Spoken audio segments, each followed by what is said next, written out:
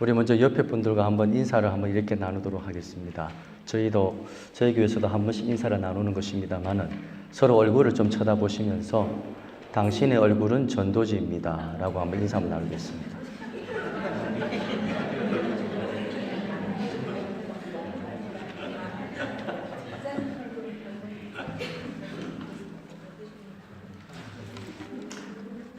전도들 하시죠? 여러분들의 삶 속에 날마다 하나님의 복음의 능력이 선포되어지기를 간절히 소원합니다. 예. 이 말은 뭔가 하면은 우리의 얼굴과 우리의 모습을 통하여서 예수 그리스도의 그 아름답고 선하신 그 모습, 그리고 더 나아가서 하나님의 거룩함이 나타난다라고 하는 것입니다. 따라서 여러분, 표정 관리 잘 하셔야 됩니다. 특히 오클랜드에서는 특히 잘 하셔야 됩니다. 누군가가 어디에서 저를 지켜보고 있습니다. 그때에 저분은 새노래 장로교회 모모 성도님이고 집사님이고 권사님이고 바로 다 압니다. 그 모습을 통하여서 저 사람의 그 거룩한 모습을 통하여서 나도 저 사람의 예수님처럼 선한 모습을 통하여서 나도 저 사람이 믿고 있는 예수님을, 더 나아가서 저 사람이 다니고 있는 교회를 한번 좀 다녀보겠다라고 하는 이런 결단이 일어나게 되는 것입니다. 우리가 복음 전도를 할 때에 물론 전도제 나눠주는 것도 중요합니다만 요즘에는 거의 다가 관계 전도를 합니다. 다시 말해서 나의 모습과 나의 행동을 통하여서 나의 이 뜨거운 마음을 통하여서 저 사람이 도전을 받고 내가 또 그 사람에게 그리스도의 본을 보여줄 때에 그 사람이 주님 앞으로 나오는 생명의 역사가 일어난다는 것입니다. 이러한 놀라운 역사가 이 새노래 장로교회에 충만하게 일어나기를 간절히 소원합니다. 1517년에 마틴 루터의 종교개혁, 이것은 바로 복음의 능력과 하나님의 거룩함을 상실한 교회로부터의 개혁을 말하는 것입니다. 즉 교회개혁이죠. 교회가 부패하고 교회가 타락하고 교회가 무너진 것에 대한 다시 새로운 일어남의 역사를 간절히 소망하면서 일으켰던 운동이 바로 1517년의 종교개혁 운동입니다.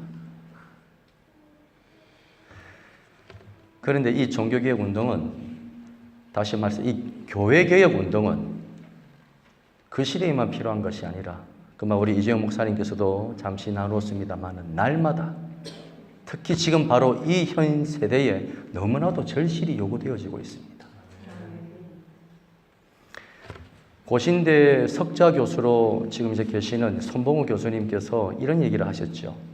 얼마 전에 한국 교회가 살려면은 한국 교회는 망해야 한다. 참 무서운 말입니다. 그런데 여러분들 오해하지 마십시오. 한국 교회가 사라져야 된다는 말이 아닙니다. 하나님의 거룩함과 복음의 능력을 상실하게 만든 그 세상적인 가치관과 악한 영들이 성령의 불로 소멸되어야 된다는 것입니다.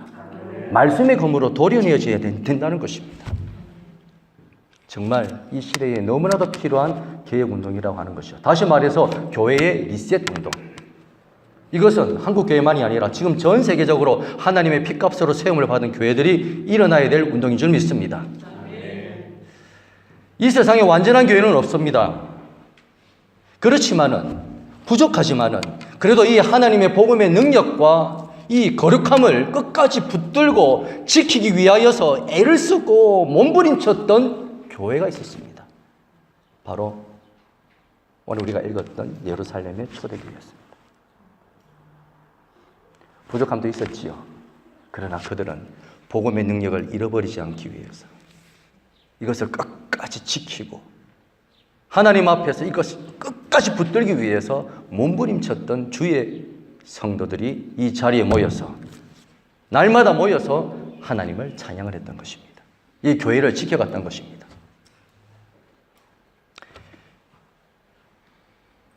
바로 이것처럼 교회를 세우고 교회를 지키고 더 나아가서 교회를 성숙시킬 수 있는 교회에 4가지 기둥이 있다는 것입니다.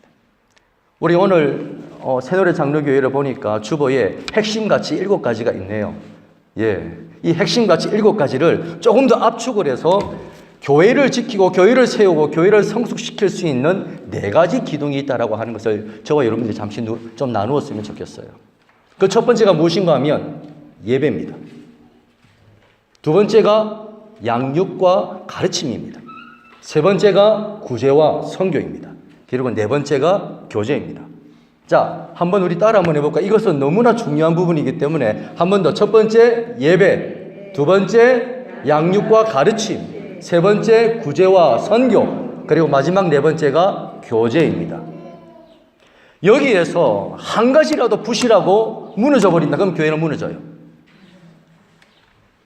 이 네 가지를 지키기 위해서 초대교회 성도들은 정말 목숨을 다했고, 더 나아가서 지금 이 세대에도 동일하게 사활을 걸고 지켜야 될 이 네 가지 기둥을 우리는 기억해야 될 줄 믿습니다. 교회를 원어로 에클레시아라고 얘기를 합니다. 에클레시아가 무슨 뜻인가 하면은 세상 밖으로 불러내다라고 하는 거예요. 세상 밖으로 불러내다. 다시 말해서 세상과 구별되다라고 하는 것이죠. 세상과 구별되다라고 하는 이 말을 한 단어로 표현하면 뭐죠? 거룩입니다. 할렐루야. 거룩. 다시 말해서 교회란 거룩한 자들의 모임입니다. 예수를 모르는 자들과 저 세상 밖 사람들과는 잠시 좀 차원이 다른 거룩한 자들의 공동체, 그것이 교회라고 하는 것입니다.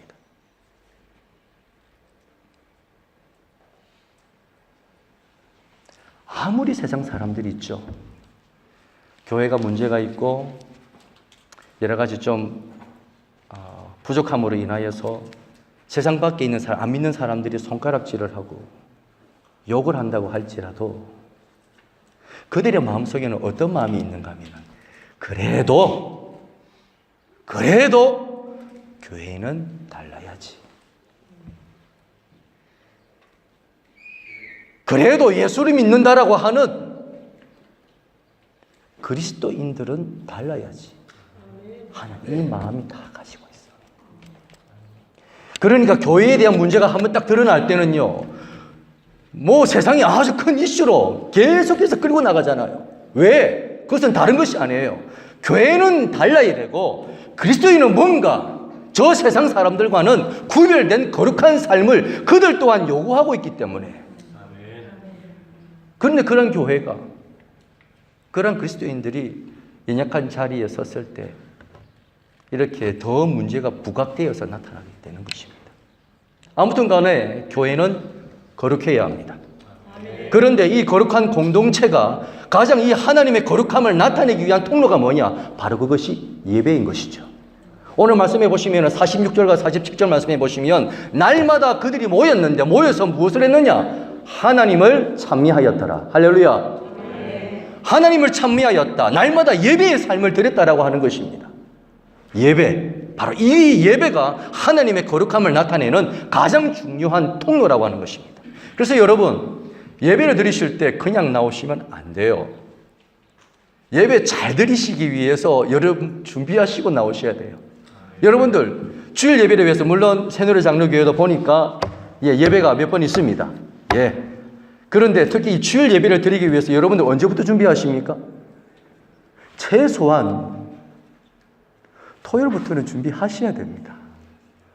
내일 하나님 주의 종을 통해서 주시는 그 말씀을 하나님 나의 말씀으로 받을 수 있도록 아버지 하나님 옥토와 같은 심령으로 나아가게 하여 주시옵소서. 그러기 위하여서 제가 하나만 좀 부탁드릴게요. 여러분, 교회 나오실 때 한판 하고 나오지 마세요. 화를 내고 한판 싸움하고 나오지 마십시오. 진짜 이거 화가요 너무 무서워요. 하나님의 거룩함을, 하나님의 의를 그냥 가리게 돼버려요. 혹시 여러분 한판 하고 나오신 분이 계십니까? 특히 화에 대해서는 야고보서 1장 20절 말씀해 보시면 이렇게 얘기합니다. 성을 내는 것이 하나님의 의를 이루지 못하니라. 하나님의 의가 무엇입니까? 하나님의 거룩함과 하나님의 사랑을 말하는 겁니다. 화내는 거 이거 정말 조심하셔야 돼요.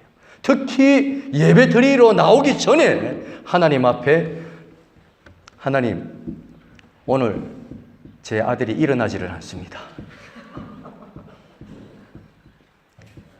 하나님, 오늘 주일은 아침에 청소를 하고 가는 날인데 하나님, 제 남편이 계속해서 누워 있습니다. 그렇다고 여러분들 이 속에서 일어나는 화를 그대로 분출하지 마시고, 여보, 나 지금 절제하고 있어. 폭발하지 않도록 당신이 나를 좀 도와줘야 돼 하면서 서로 협력해서 최대한 예배 드리기 전에는 여러분 화를 내지 않고 나올 수 있도록, 그래서 하나님의 의를 이룰 수 있도록 우리 새누리 장로교회 모든 성도들의 가정에 이러한 은혜가 있기를 간절히 소원합니다. 그리고 난 다음에 하나만 더 기억해야 될 것은 46절 말씀해 보시면 날마다 모였다라고 얘기하고 있습니다. 이것은 무엇을 말하는가 하면 삶의 예배를 말하는 것입니다. 꼭 주일에만 와서, 수요일에만 와서, 금요일, 토요일에만 와서 예배를 드리는 것으로만 마치지 아니했고요. 날마다 그들이 가정에 있던, 직장에 있던, 학교에 있던, 누구를 만나든지 간에 그곳에서 삶의 예배를 드렸다. 즉 예수 그리스도의 그 깊으신 십자가의 복음과 사랑을 나누었다라고 하는 것입니다. 삶의 예배가 새누리 장로교회 성도들을 통하여서 또다시 회복되어지는 역사가 있기를 간절히 소원합니다. 그 다음 두 번째로 교회를 지키고 세우는 그 기둥은 바로 양육, 가르침입니다. 오늘 말씀해 보시면은 42절 말씀해 보시면은 그들이 사도의 가르침을 받아 서로 교제했다라고 하는 말씀이 있습니다. 사도의 가르침을 먼저 받았다. 마태복음 28장 19절 이하의 말씀 여러분들 잘 아시죠? 우리 주님께서 마지막으로 우리에게 주신 The Great Mission, 아니 Commission, 가장 위대한 사명. 그러므로 너희는 가서 모든 족속으로 제자를 삼아 아버지와 아들과 성령의 이름으로 세례를 주고 내가 너희에게 분부한 모든 것을 가르쳐 지키게 하라. 이것이 주님께서 우리 모든 교회, 모든 성도들에게 주신 가장 위대한 마지막 사명인데, 이 사명을 감당하기 위한 전략을 4가지를 주셨어요. 첫째, 그러므로 너희는 가서 모든 족속으로 제자를 삼아 아버지와 아들과 성령의 이름으로 세례를 주고 내가 너희에게 분부한 모든 것을 가르치고 지키게 하라. 이 4가지 전략, 이것을 주셨거든요. 그런데 이 4가지 전략을 잘 감당하기 위한, 다시 말하여서 이 하나님의, 주님의 이 놀라운 사명을 잘 감당할 수 있도록 하는 사명의 징검다리 역할을 하는 전략이 있습니다. 그것이 바로 가르치는 거예요. 왜냐하면 이 4가지 전략, 제자를 삼고 세례를 주고 가르치고 지키게 하는 것 중에서 이 가르치는 이 부분, 가르침을 받지 아니하고 결코 제자가 될 수 없고요.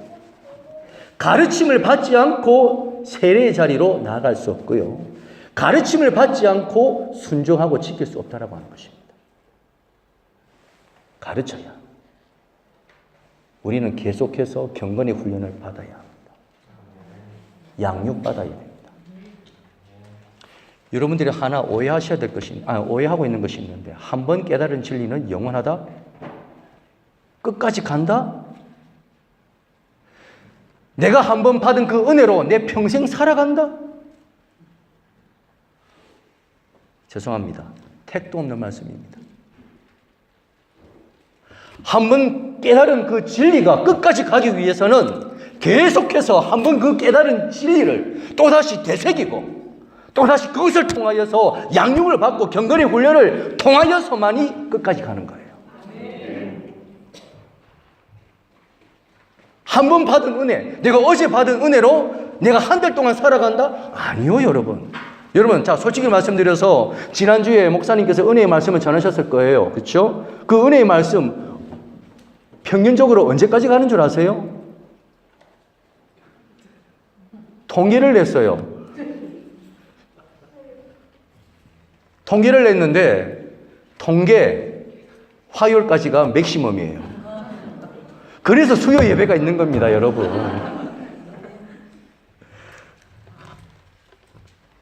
계속해서 이 은혜를 지키고 더 나아가서 이 은혜를 통하여서 나의 삶에 풍성한 하나님의 은혜의 삶을 선포하면서 살아가기 위해서는 계속된 양육과 가르침이 필요합니다. 경건의 훈련이 필요한 것입니다. 그래서 여러분 수요 예배, 수요 기도에 빠지지 마십시오. 주보에 보니까 목사님께서 참 말씀을 예레미야와 요한 1서 말씀을 가지고 강의도 준비하시고 여러분 이 시간 놓치지 마십시오. 놓치지 마세요. 왜? 내가 하나님의 은혜를 날마다 체험하여서 이 은혜가 주님이 나를 부르시는 그날까지 이 은혜로 내가 힘있게 진정한 행복을 누리면서 살아가기 위한 중요한 통로이자 전략이기 때문입니다. 그리고 하나만 더 말씀을 드립니다. 여러분 가르치는데 바른 교육이 필요합니다. 바른 교육. 이상한 데 가서 이상한 교육 받으시면 안 됩니다. 특히 요즘 이 오클랜드에 이상한 모임, 이상한 단체들이 계속해서 지금 생겨지고 있는데 정말 여러분들 조심하셔야 되고 뭔가 이상하다 싶으시면은 바로 목사님께 얘기를 하십시오. 바른 교육이 필요합니다. 바른 교육. 얼마 전에 제가 국민일보에 나와 있는 사설을 한번 읽어보았습니다. 근데 그 사설의 내용은 다른 것이 아니라 학교에 대한 것입니다. 학교는 어떤 기관입니까? 학교는 가르치는 기관입니다. 무엇을 가르치느냐? 지식과 인격을 가르치는 기관이 학교입니다. 그런데 지식과 인격을 가르치는 이 학교의 기능이 하나로 축소가 되었다고 하는 거죠. 뭐로? 인격은 사라지고 지식만 가르치는 기관으로 축소가 되었다고 하는 것입니다. 그런데 이것마저도 빼앗기고 있다. 어디에? 학원에. 예, 아시네요. 학원 생활 많이 하시는가 봅니다. 이것마저도, 이 지식의 기능마저도 학원에 빼앗기고 있다. 그래서 여러분들 동감하십니까? 그런데 더 심각하게 보는 것은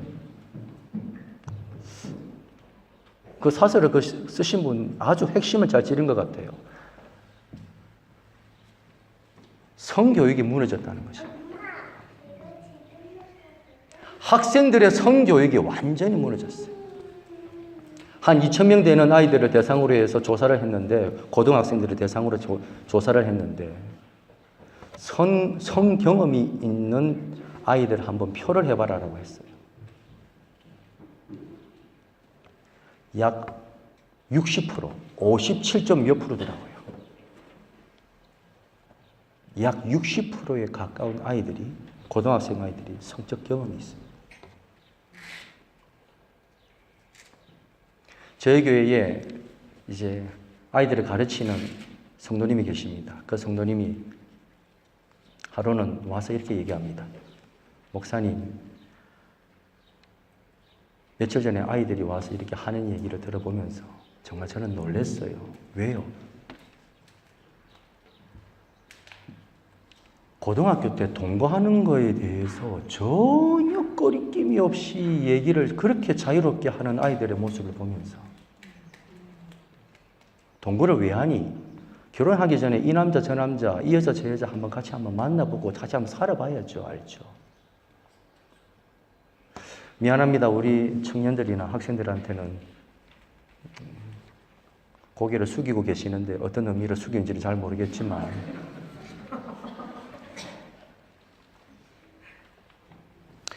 이분이 말씀하시는 것도 바로 그것입니다. 성교육이 완전히 무너졌습니다. 따라서 이 사람이 마지막으로 얘기하는 것은 더 이상 한국은 바른 교육을 가르칠 수 없습니다. 학교가 완전히 뒤집어지지 않는 이상. 자, 그러면 이 나라를 한번 보실까요? 자, 이 나라는 여러분들도 아시다시피 동성결혼을 가장 처음으로 남태평양과 아시아 전역에서 처음으로 합법화한 나라가 이 나라입니다. 얼마 전에 제 막내딸이 학교를 가는데 사복을 입어요. 오늘은 왜 사복을 입니? 하니까 오늘 먹기데이라고 얘기를 합디다. 무엇을 위해서? 동성애자들을 서포트하는 날이에요. 동성애자들을 서포트하는 날이기 때문에 골드 코인을 내면서 사복을 입고 가는 날이에요. 지금 이 나라도 공공연하게 학교에서 동성애 교육을 아주 자연스럽게 지금 시키고 있습니다. 자, 여러분, 제가 지금 왜 이 한국 상황과 이 뉴질랜드 상황을 왜 말씀드렸는가 하면은, 자, 여러분 멀리 가지 마십시오. 여러분들의 자녀는 여기에서 정말 바른 중심을 가지고 살아야 될 줄 믿습니다. 그런데 여기에 여러분들이 자녀들의 바른 교육을 위해서, 우리는 다른 거 없잖아요. 하나님의 말씀을 통해서 그들에게 바른 교육을 가르쳐야 될 저와 여러분들이 사활을 걸지 아니하면은 그들 제대로 자라기 힘듭니다. 여러분들 한번 생각해 보십시오. 우리 아이들이 아침에 일어나서 8시 반부터 해가지고 오후 3시까지 수업을 하잖아요. 물론 학교 전체가 다 뭐 이상하고 다 뭐 잘못됐다라고 하는 얘기는 아닙니다만은, 얘들은 학교 교육만의 영향이 아니라 더 나아가서 자기 친구들의 놀이 집단에 대한 영향이 너무나도 크다고 하는 거죠.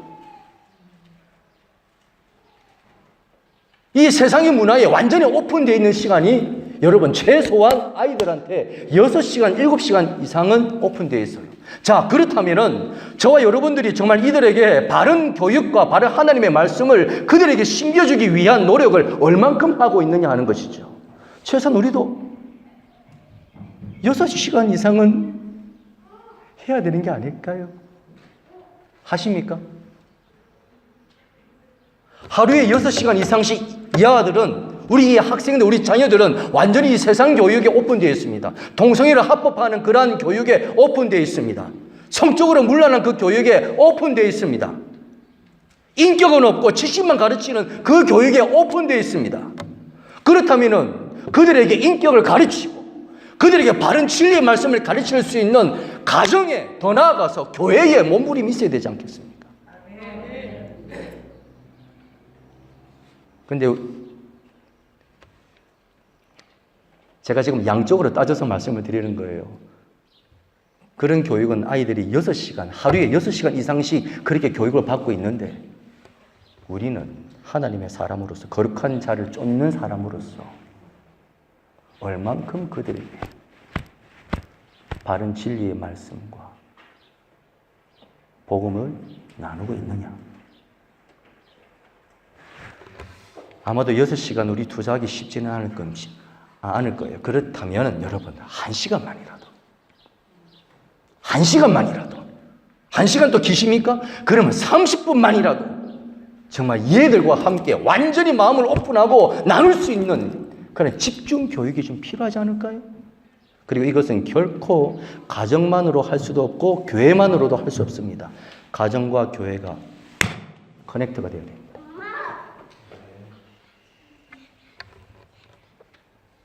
이런 바른 교육이 새노래 장로교회로부터 이러한 놀라운 가르침의 운동이 일어나기를 간절히 소원합니다. 그리고 이제 세 번째가 구제와 성교입니다. 자, 여러분, 구제와 성교는 다른 것이 아닙니다. 구제와 성교는 채워주는 거예요. 부족함을 채워주는 것입니다. 그러나 우리가 궁극적으로 채워줘야 될 것은 무엇입니까? 바로 예수 그리스도신 줄 믿습니다. 그러나 아직 저 나라와 저 사람이 예수를 몰라요. 예수를 모르지만은 결국 우리의 궁극적인 도달점은 예수를 그들에게 알려야 되고 예수의 십자가의 사랑을 전해야 되는데, 무엇을 통하여서? 그들의 부족을 채우는 것. 그들이 요구하는 필요를 통하여서 예수를 알리고 예수의 사랑을 전해야 된다고 하는 것입니다. 마시는 거, 먹는 거, 입는 거, 신는 것.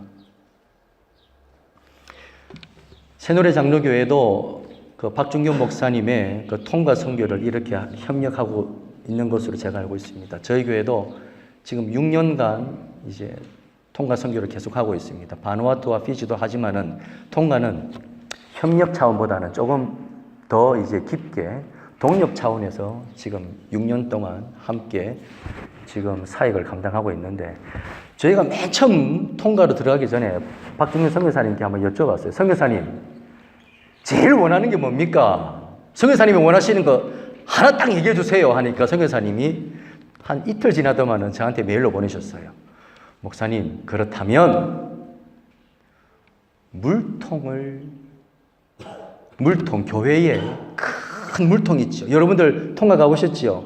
교회에 큰 물통을 놓을 수 있도록 물통 한 2개 정도로 놓을 수 있도록 지원 좀 부탁드리겠습니다. 그 물통이 근데 비싸더라고요. 근데 이미 저도 내뱉은 말이기 때문에. 아무튼 뭐 결론적으로 이제 주의 성도들이 함께 협력을 해서 물통 큰 거 2개와 조그만 거, 그보다 한 2분의 1 작은 거를 지원을 했습니다. 근데 제가 물었어요. 선교사님, 왜 큰 물통이 필요합니까? 저희가 한 가지 소원이 있습니다. 여기 통가 주민들한테 일주일에 한 번씩만이라도 교회에 와가지고 그들을 씻기고 싶습니다. 샤워를 하게끔 하면 너무나 좋겠습니다. 그것 때문에 물통이 필요하다고 하는 거예요. 왜? 가보셔서 아시지 않습니까? 통가는 다 석회수예요.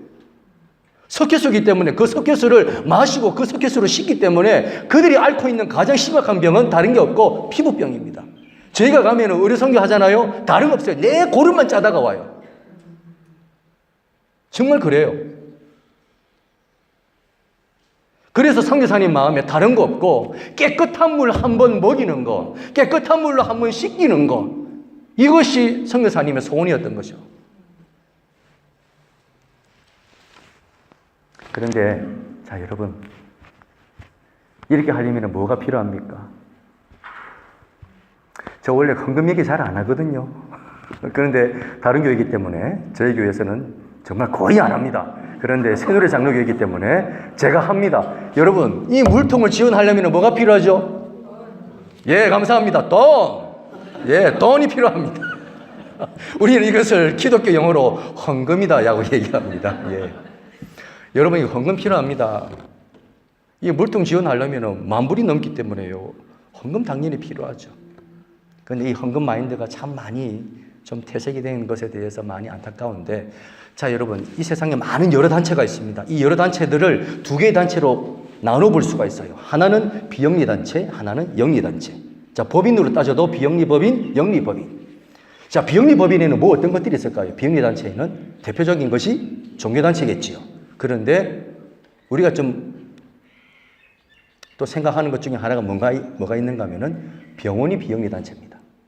학교가 비영리단체입니다. 예, 병원은 왜? 비영리단체와 영리단체를 나누는 그 기준은 다른 게 아니에요. 목적에 따라 나누는 것이죠. 영리는, 자, 영리단체는 말 그대로 자기 개인의 영리와 유익을 추구하기 위해서, 비영리단체는 누군가를 돕기 위하여서 세워진 단체인데, 비영리단체에 병원과 학교가 있다라고 얘기했습니다. 여러분, 한번 물어보겠습니다. 병원 비영리단체로 생각하십니까?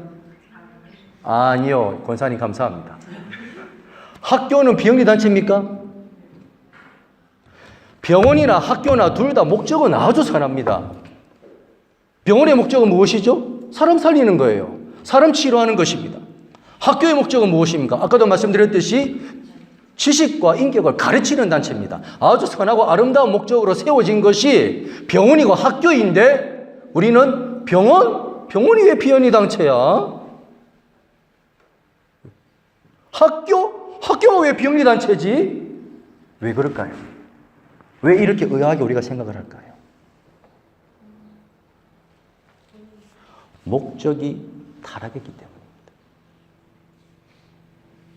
사람을 살리는데 주 목적을 두지 아니하고, 돈 없으면 치료도 안 해줘요. 돈 없으면 학교도 다니지 못해요. 앞에 서 있는 사람들의 자기 개인의 배만 채우는데 병원이든 학교든 계속해서 달리고 있기 때문에, 그래서 우리는 병원이나 학교를 두고 원래 비영리단체임에도 불구하고 의아하게 생각을 하는 것입니다. 심지어 교회에도 이런 모습들이 한 번씩 나타나기도 합니다. 근데 여러분, 자, 바꾸어서 이렇게 목적이 타락한 비영리단체도 있지만은 끝까지 이 선한 목적을 가지고 끝까지 이 목적, 거룩한 목적을 붙들고 몸부림치고 이 목적대로 이 단체를 이끌어가고 있고 감당하고 있다고 하는 그러한 단체나 모임이 있다면 우리는 도네이션을 해야 됩니다. 헌금을 해야 합니다. 이것을 통하여서 구제와 선교를 감당해야 합니다. 그런 교회가 새노래 장로 교회인 줄 믿습니다. 그런 차원에서 여러분 헌금하십시오. 여러분들이 드린 이 헌금, 이 물질, 이 도네이션을 통하여서 그리고 이 교회를 하나님이 도구로 삼으셔서 이 남태평양 이 지역, 더 나아가서 정말 억눌리고 불쌍한 소외당하는 자들에게 그리스도의 사랑이 흘러가기를 주의 이름으로 축원합니다. 마지막 네 번째입니다. 교제입니다. 교제. 교제에는요, 즉 두 가지 원칙이 있어요, 여러분. 먼저 새노래 장로교회에 하나님께서 기뻐하시는 교제가 더욱 풍성하기를 주의 이름으로 축원합니다. 교제를 원어로 코이노니아라고 얘기를 합니다. 이 코이노니아, 이 교제에는 크게 두 가지 원칙만 잘 지키면은요, 교제가 아름답고 풍성해집니다. 그 첫 번째 원칙이 무엇인가 하면 우선주의 원칙입니다. 두 번째, 비교하면 안 됩니다. 이 두 가지 원칙만 지키면 돼요, 여러분. 자, 이 말이 무엇인가 하면 첫 번째 우선주의 원칙이 무슨 말인가 하면 교제에는 두 가지의 교제가 있습니다. 첫 번째, 수직적인 교제가 있고요. 또 하나는 수평적인 교제가 있습니다. 수직적인 교제는 하나님과 나와의 영적인 교제를 말하는 것입니다. 주님의 사랑이 이곳에 가득하기를 기도합니다. 주님의 평화가 우리들 가운데 있기를 원합니다. 여러분, 사람에게 먼저 다가가기 전에 주님과의 깊은 사랑과 평화의 교제를 나누기를 주 이름으로 축원합니다.